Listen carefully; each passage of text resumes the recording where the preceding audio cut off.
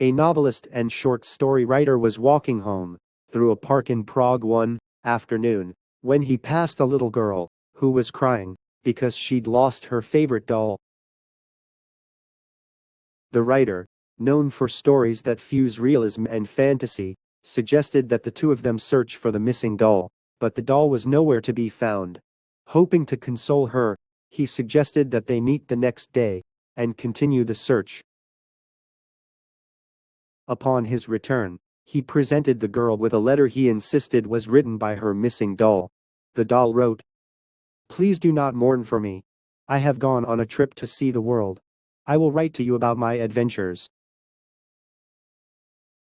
Over the days and weeks that followed, he presented a stream of letters that recounted the doll's amazing encounters with interesting people she'd met on her journey through the world.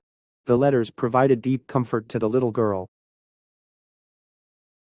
When their meetings finally came to an end, he presented the girl with a new doll that didn't look anything like the original.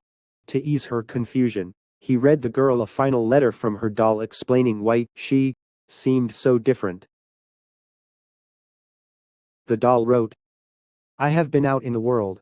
My travels have changed me." The little girl hugged the new doll and carried her home. The writer died a short time later from tuberculosis. He was just 40 years old. He never married. His stories and novels, however, were destined to become some of the best-loved writings of the 20th century, exploring themes of loss, grief and existential anxiety in a rapidly changing world. Many years after her meeting with him in the Prague park, the little girl, now an old woman, found an unread letter secreted in her beloved childhood doll.